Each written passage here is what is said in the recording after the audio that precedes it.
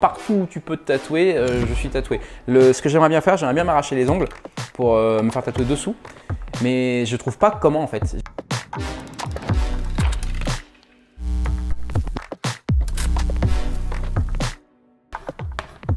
Salut Comédia, c'est le clap de Freaky Woody.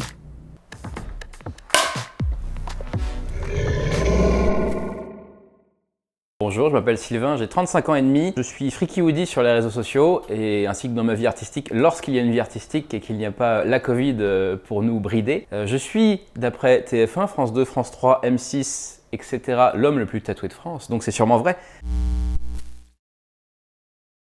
À la base, mon nom sur les réseaux sociaux, c'était Cochon Pesteux, parce que je suis un grand fan de Kaamelott, et à un moment dans Kaamelott, la tante Krida, elle dit « Ah, je préférerais être la tante d'un cochon pesteux ». Et ça m'avait fait mourir de rire, sauf que ça se vend pas du tout sur les réseaux. Et donc, j'ai réfléchi à ce nom pendant longtemps avec mon ami David Michigan, que tu connais peut-être. Et on a bossé et tout, on a réfléchi. Il fallait un nom qui passe dans toutes les langues. Et comme je porte tout le temps la capuche lorsque je sors, parce que à la base, je me protège du soleil, je n'aime pas le soleil et puis les tatouages non plus. Donc Hood, parce que oui, Robin Hood, c'est Robin la capuche dans la langue de Shakespeare. Et donc, avec ma capuche, la nuit, avec ma tête, j'ai tendance à faire peur aux gens. Donc Freaky Hoodie. J'ai fait la faute d'orthographe à Hoodie, parce que normalement Hoodie c'est H-O-O-D-I-E. J'ai mis un Y pour que ça fasse 2 Y, que ça fasse un peu plus joli. Et Freaky aussi, c'est un hommage au cirque de Freaks qui avait lieu aux États-Unis il y a 100-150 ans. Avec la femme à barbe, la femme tatouée aussi à l'époque, beaucoup moins que je ne le suis maintenant, mais c'était une autre époque. Les déformations osseuses, les nains, les obèses qui venaient juste être devant un public et qu'on payait pour ça. Donc c'est c'est très réfléchi, on l'a bossé. J'ai 2 vies, je suis professeur des écoles depuis 12 ans maintenant. Donc là en ce moment ça change tout le temps. Parce que je suis ZIL, c'est-à-dire que j'ai été professeur normal on va dire pendant 8-9 ans et maintenant je suis remplaçant de courte durée, entre une demi-journée et 3 semaines. Donc ça change tout le temps. Et en ce moment j'ai des CE2, voilà. Et j'avais des CE1 la semaine dernière. Et à côté de ça, j'ai ma deuxième vie d'artiste, performeur. Donc je fais de la performance en boîte de nuit. Je suis animateur dans les conventions de tatouage où j'ai le micro tout le week-end pour dire ce qui se passe. Je suis comédien aussi. J'ai tourné dans des séries françaises ou étrangères. J'ai tourné dans des films. J'ai tourné dans des clips. J'ai fait des pubs. Enfin voilà. En fait, je fais surtout ça à la base pour m'amuser. C'est-à-dire que quand j'ai commencé les tatouages, je faisais pas ça pour me faire connaître ou pour gagner de l'argent. C'est juste parce que c'était pour moi, très égoïstement. Et pendant 3 ans, personne ne savait que j'étais tatoué parce que j'ai fait toutes les parties cachables. Il n'y a que quand je n'ai plus de place sur mon corps que j'ai commencé à faire les mains, le cou. J'ai été repéré par des agences de mannequins, notamment Wanted, la fameuse agence parisienne pour les physiques originaux. C'est quand j'ai commencé à recourir les parties accachables tout simplement parce que je n'avais plus de place. Et du coup, j'ai pu accomplir des rêves d'enfant, tout simplement tourner. J'ai tourné dans des films avec des stars, j'ai tourné dans des séries, j'ai fouillé Mathieu Kassovitz. Non, c'est vrai. J'ai tourné avec Lana Wachowski, une des 2 sœurs réalisatrices de Matrix. J'ai rencontré des gens fous. J'ai bossé avec Joey Star, avec Djibril Cissé. J'ai le numéro de téléphone de Djibril Cissé dans mon téléphone, t'imagines? Donc non, ça m'a ouvert plein de portes. Et donc à la base, je faisais ça pour les tournages. Donc les séries, les films, les clips, tout ça, c'était vraiment ce qui me plaisait. Et j'ai vu que je pouvais faire également de l'argent avec des prestations, des prestations notamment en boîte de nuit et en convention de tatouage à présenter tout le week-end.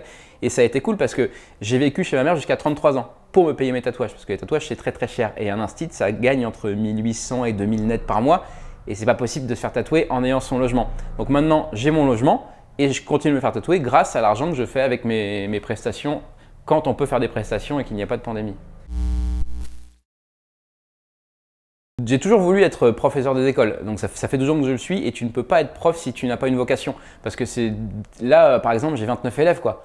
Donc 29 élèves de 8h30 à 16h30, si c'est pas un truc que tu aimes, tu peux pas.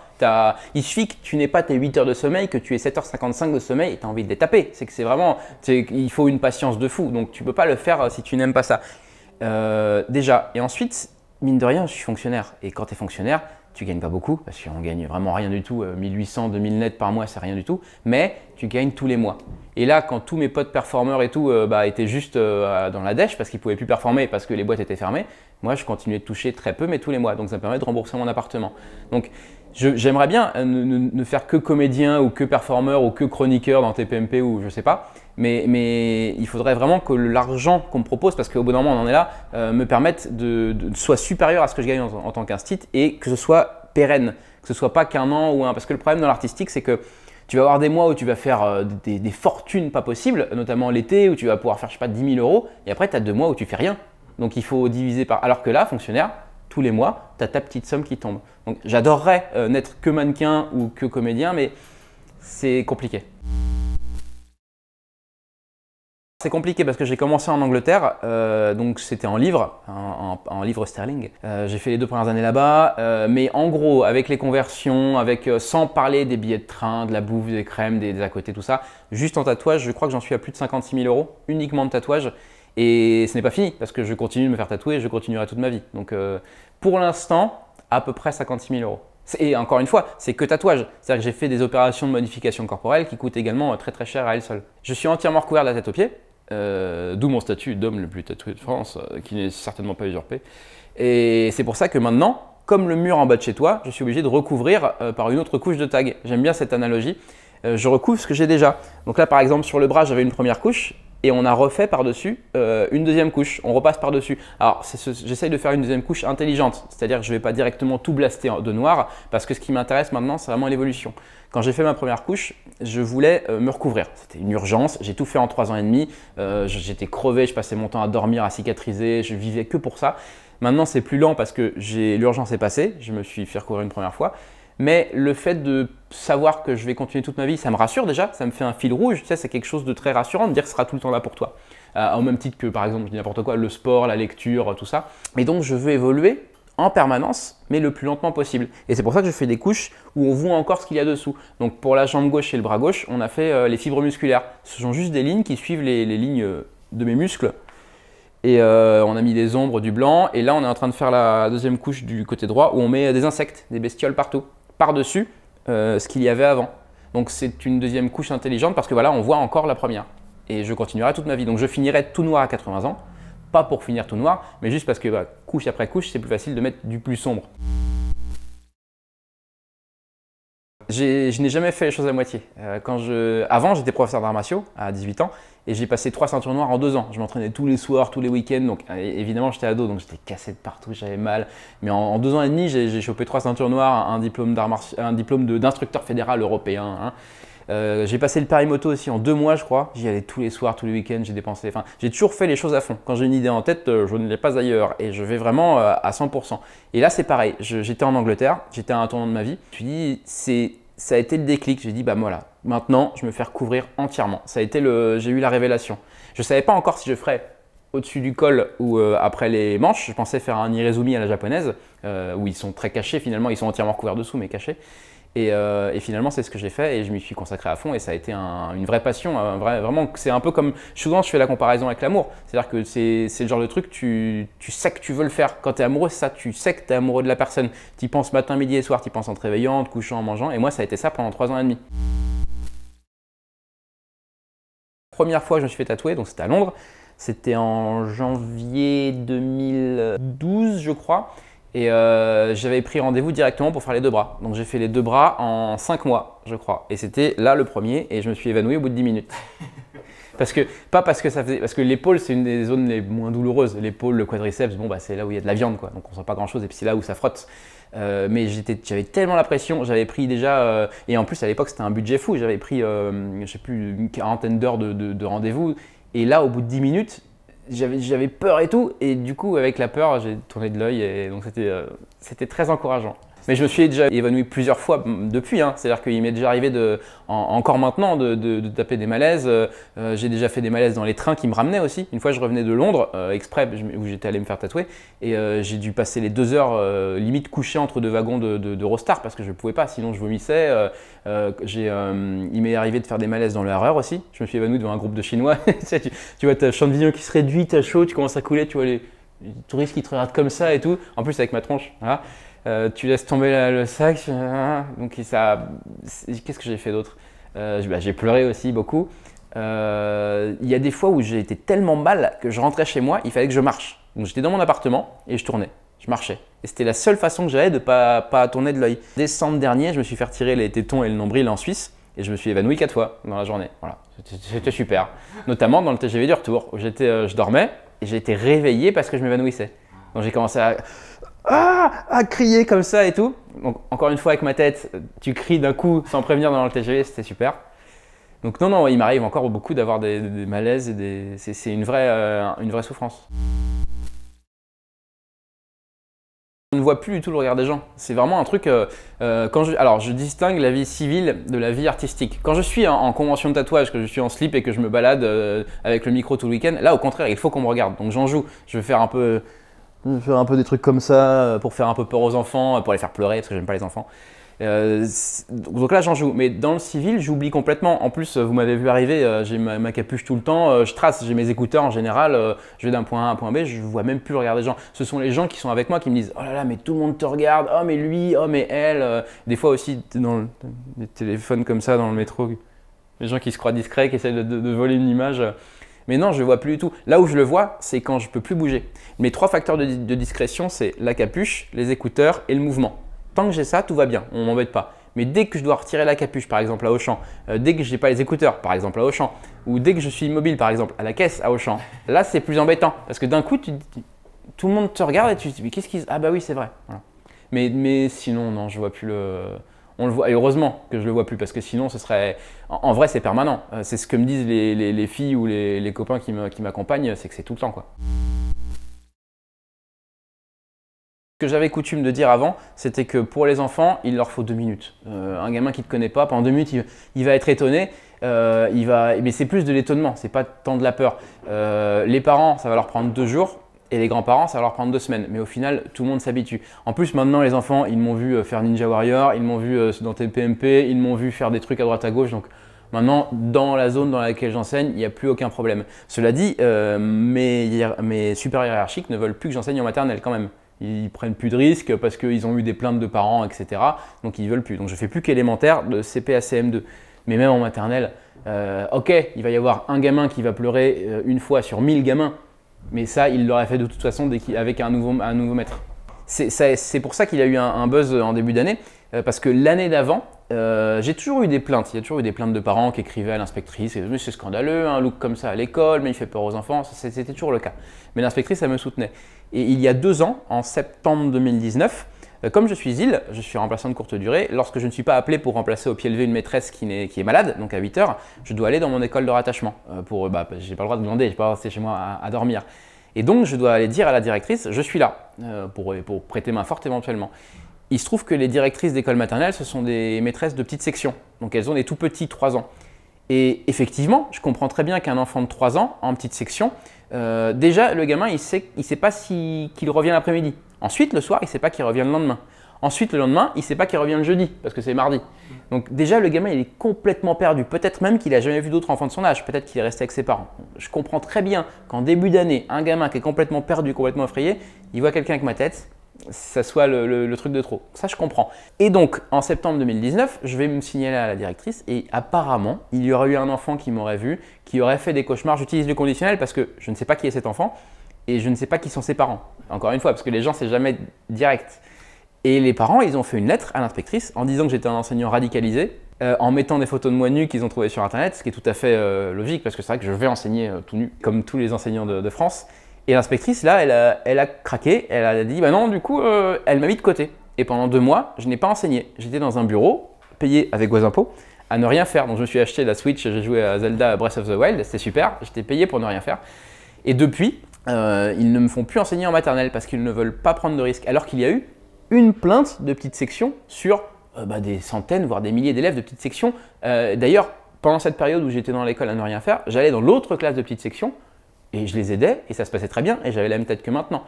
Donc il y a toujours eu des plaintes, mais dans l'ensemble, 99% des gens, tout se passe très bien. Les gens, ils veulent juste en fait qu'on enseigne correctement leurs enfants.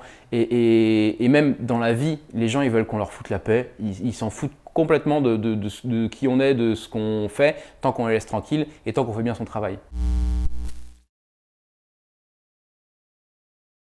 Moi, les commentaires, ça m'a jamais rien fait parce que ça fait longtemps que j'évolue physiquement et tout, donc j'ai cette faculté, ça me passe au-dessus. Je retiens les commentaires positifs, mais les commentaires négatifs me passent au-dessus. Par contre, quand ça a impacté directement mon boulot, là, ça a commencé à m'embêter un peu.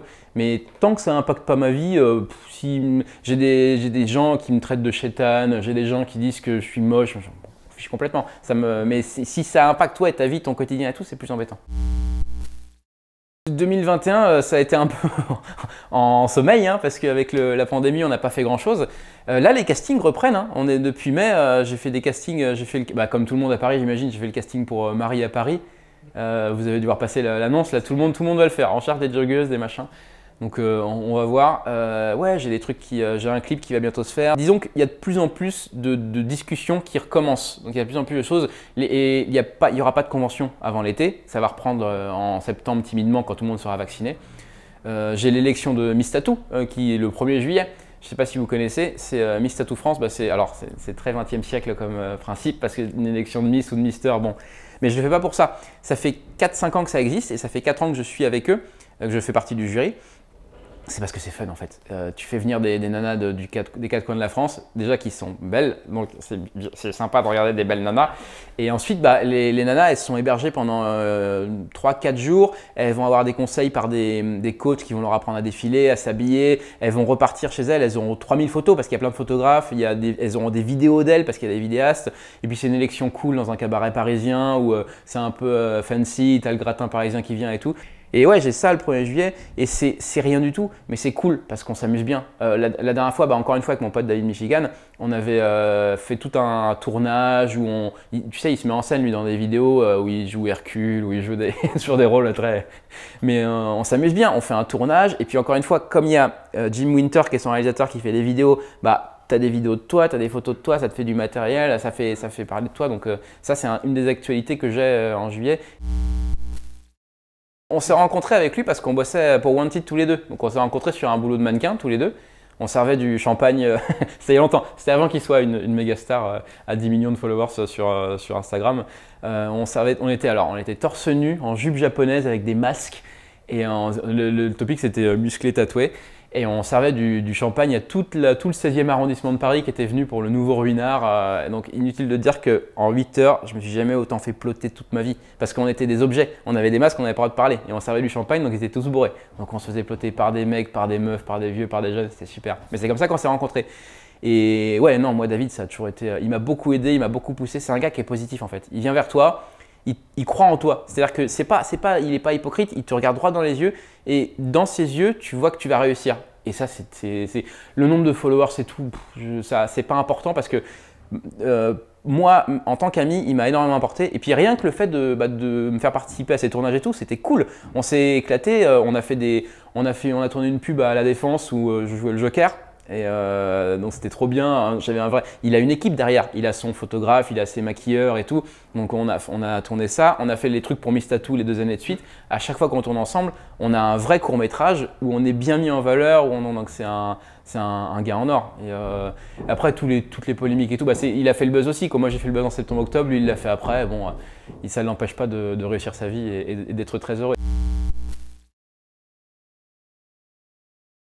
Les conventions, ça dépend, mais il y a des organisateurs de conventions qui m'aiment beaucoup et qui, par exemple, une journée de convention d'un organisateur qui m'aime beaucoup, je prends vraiment, c'est 500 € et c'est du cash. Donc, par rapport, dans l'éducation nationale, quand on manque une journée, on perd 70 €, je crois. Donc, tu compares, tu vas faire ta convention, quoi. Ok, c'est bien plus crevant parce que quand tu bosses en convention, tu commences à l'ouverture des portes à 10 h, même tu es là avant. Et puis tu t'arrêtes à 20 h avec les concerts et je suis debout. Genre la première convention que j'ai faite, celle pour laquelle j'avais été payé 3 jours 500 € par jour, j'ai fait du 10 h par jour et debout. Je crois que le premier jour j'ai pris 5 minutes de pause, le deuxième j'ai dû prendre 10 minutes et donc sur les 3 jours j'ai dû prendre 20 minutes de pause. Mais vraiment, c'est que tu n'as pas le temps, donc c'est un vrai boulot de ouf et tu vas le chercher le salaire. Mais quand tu compares ce que tu gagnes en tant que présentateur dans l'artistique et même en boîte de nuit. Enfin, je veux dire, en boîte de nuit, tu performes toute la nuit. Alors, ça dépend des boîtes, mais tu peux faire entre 100, 200, 300 € par nuit, quoi. Alors que l'éducation nationale, encore une fois, 60 balles, tu vois, donc le calcul est vite fait. ça va très très vite. L'autre fois, j'ai fait une pub sur Instagram pour 5 stories, tu gagnes 1000 balles, tu vois. Enfin, et pourtant, je suis pas un vrai influenceur. J'ai un compte Instagram qui a 80 000 followers, mais je suis pas un influenceur. Je mets pas des photos de ce que je bouffe. Pour moi, mon compte Instagram, c'est plus un book. Voilà, c'est ça. C'est ce que quand les casteurs ils veulent savoir à quoi je ressemble. Voilà, regardez YouTube, tapez mon nom, voilà. Mais malgré ça, t'imagines, tu fais 5 stories de 15 secondes, tu fais 1000 balles. Donc, on se rend pas compte Toi, tu vas passer, je suis bac+5 quand même, c'est-à-dire que bac+5, je suis prof reconnu par l'État et je fais 2000 balles par mois. Et tu vas faire des trucs artistiques, tu vas faire le double, le triple, le quadruple en 10 fois moins de temps. Donc au bout d'un moment, et encore, je suis pas un de ceux qui gagnent le plus, mais il y en a, ils gagnent des dizaines et j'ai entendu des trucs pour tout ce qui est star de télé-réalité, tout ce qui est placement de produits, tout ce qui est, enfin, c'est complètement fou. Moi, ça fait 10-15 ans que je vais sur les sites de rencontres. Parce que déjà, avant d'être tatoué, ce que j'avais à l'extérieur, c'était pas ce que j'avais à l'intérieur. J'étais un gros costaud, j'étais prof d'arts martiaux, donc je faisais 100 kilos pour 1m80, j'étais une petite brique, quoi. Et en vérité, je suis super intelligent. C'est très modeste de dire ça. Mais voilà, j'arrête pas de lire, je suis bac+5, je parle un français châtié. Donc, j'avais pas l'extérieur qui reflétait l'intérieur. Et là, encore moins. Je suis un stit, quoi. Je travaille avec des CE1 et des CE2 et j'ai cette tête-là de dealer. Donc, sur les applications de rencontres, OkCupid, Tinder, Adopte un mec, les nanas qui voient ma photo, en général, déjà elles ont tout un tatouage. C'est très rare qu'elles en aient pas. Et en général, c'est un tatouage frais, genre qu'il y a quelques mois. Donc du coup, elles sont passionnées pour le truc et « Oh, c'est machin !» Et ensuite, elles s'attendent à un mec un peu fou, quoi. Un mec un peu taré, un mec un peu borderline. Alors que bah, pas du tout. Moi, je suis fonctionnaire, j'ai 22 ans et demi pour rembourser mon appartement, je porte des chaussons chez moi, je mange des poivrons. Enfin, tu vois, j'ai une vie très très rangée finalement. Sauf quand je fais l'idiot dans les clips et tout, que là, je joue un rôle. Mais sinon, dans la vie de toujours, je suis très quelconque. Et donc, des fois, effectivement, les nanas, elles peuvent s'attendre à quelque chose qui n'est pas ce que je suis vraiment. Donc elles arrivent, elles sont enthousiastes et s'attendent par exemple à un mec qui va être violent, un mec qui va être drogué, borderline, alors que bah non. Et j'ai eu j'ai eu une nana qui m'a poursuivi dans le métro, qui m'a harcelé, qui m'a craché dessus. J'en ai une que j'ai vue, on est resté ensemble un mois, je l'ai jamais vue sobre une seule fois. Elle était tout le temps bourrée, droguée et tout ça. Je suis un homme battu, je me suis fait taper par des meufs. Je me suis fait griffer, je me suis fait mordre, voilà. Il m'est arrivé plein de trucs parce que en fait elles s'attendent à voir un fou et je suis pas fou du tout. Je suis super sage, je suis super cool et du coup elles sont déçues, elles essayent de provoquer, tu sais, l'interaction qui pourrait les émoustiller, mais c'est pas moi. Donc j'ai pas mal de problèmes avec ça effectivement, c'est que les nanas s'attendent à quelqu'un de taré et que bah non. Ou alors gentiment, ou alors quand il faut le faire en prestation. Je suis entièrement couvert de la tête aux pieds, donc la paume des mains, la plante des pieds, tout ce qui est génital, entre les fesses, les testicules, le sexe, le gland, les tétons quand j'en avais, mais je me les suis fait retirer, à l'intérieur de la bouche, la langue, les yeux, donc non, je suis partout où tu peux te tatouer, je suis tatoué. Ce que j'aimerais bien faire, j'aimerais bien m'arracher les ongles pour me faire tatouer dessous. Mais je trouve pas comment en fait. Je sais qu'il y a des crèmes, notamment pour les gens qui ont des mycoses, ils se mettent de la crème et ça ramollit l'ongle et il tombe délicatement. Mais je trouve pas ces crèmes là. Et en plus, il y a une chance quand tu perds ton ongle qu'il repousse pas. C'est-à-dire que si jamais la racine, je ne vais pas les termes, hein, mais si la racine de l'ongle est morte, tu peux pas, ton ongle repousse pas. Et c'est dégoûtant un doigt qui n'a pas d'ongle. Donc j'ai pas envie de prendre le risque de plus avoir d'ongle. Mais ce serait un objectif, ouais, de m'arracher ou de me faire tomber un ongle et de tatouer en noir dessous. Mais imagine la douleur. Parce que déjà, sur mes orteils, de temps en temps, je me coupais les ongles super courts pour qu'ils puissent tatouer le plus possible. Et genre, tu as l'aiguille qui passe un coup sous l'ongle. Déjà, tu sens que c'est pas fait pour ça. Si tu as des ongles là, c'est pour une bonne raison. Donc voilà, on verra bien, mais c'est un de mes objectifs. Donc oui, je suis entièrement recouvert de la tête aux pieds. Après, les gens ils disent « Ah, mais on voit du blanc ici !» Oui, mais ça fait partie du motif. Effectivement, quand je ferai ma deuxième couche, ma troisième couche, je recouvrirai totalement. Mais là, la première couche est finie partout. Et c'est pour ça que j'attaque la deuxième.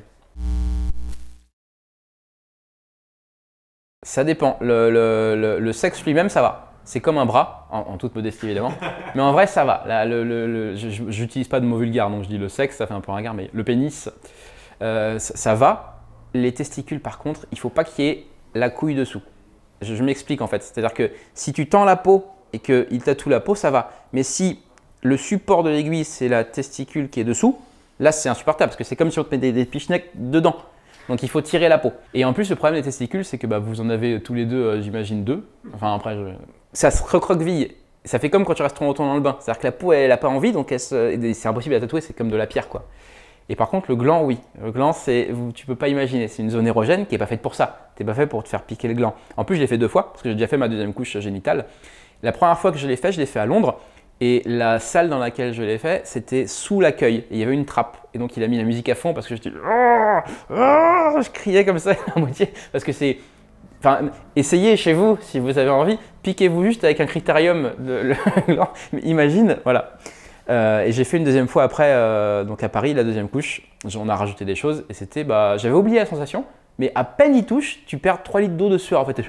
Et t'es limite en train de, voilà. Et les tétons, c'est pareil, c'est le même genre de douleur. Donc là, j'en ai plus, mais c'est le même genre de douleur. La plante des pieds, c'est chaud parce que c'est à mi-chemin entre la chatouille et l'agression et la torture. Donc tu essayes de pas bouger parce que tu te fais chatouiller, mais en même temps, tu te fais défoncer la plante. Et de toute façon, comme pour la paume, si tu passes ton doigt avec cette chatouille, imagine une aiguille qui perfore des milliers de fois, voilà.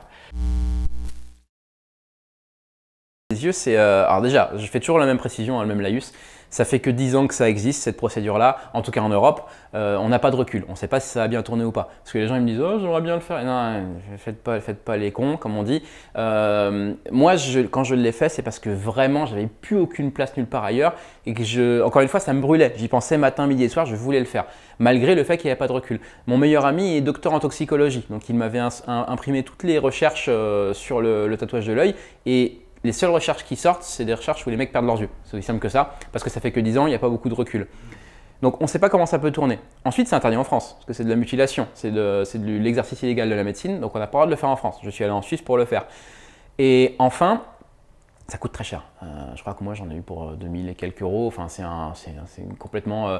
Et puis socialement, l'œil, c'est le miroir de l'âme, donc ça change tout. De ne plus avoir les yeux blancs, pour beaucoup de personnes, notamment des vieux, ça change tout. Et surtout, c'est pas tant la douleur que le stress. Parce que la première fois que je l'ai fait, c'est pas au dermographe, hein, c'est pas à la machine à tatouer, c'est pas possible. C'est des injections. Donc c'est une seringue qui est pleine d'encre.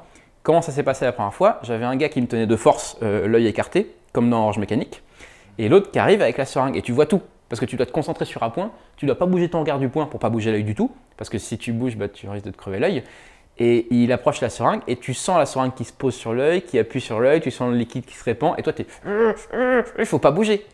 C'est très très dur. Donc finalement la première fois il m'a fait 2 piqûres par œil, ça dure un quart d'heure. Mais le plus long c'est que en vrai tu perds 2 ans de vie de stress. C'est-à-dire que j'ai jamais été aussi stressé toute ma vie. C'est qu'il m'a fallu… Après j'étais crevé comme si j'avais couru le marathon parce que c'est pas possible quoi. Tu peux pas… Déjà quand on avait fait les paupières, tu sens que c'est pas fait pour ça quoi. Tu as une aiguille près de ton œil donc tu es crispé et tout, mais c'est la paupière que là l'œil directement. Donc il n'y a pas de nerf dans l'œil, donc il n'y a pas de douleur. Et encore, après je suis allé faire des retouches 6 mois après pour que ce soit bien noir partout. Donc il m'a repiqué, donc en tout j'ai eu 4 ou 5 piqûres par œil en tout.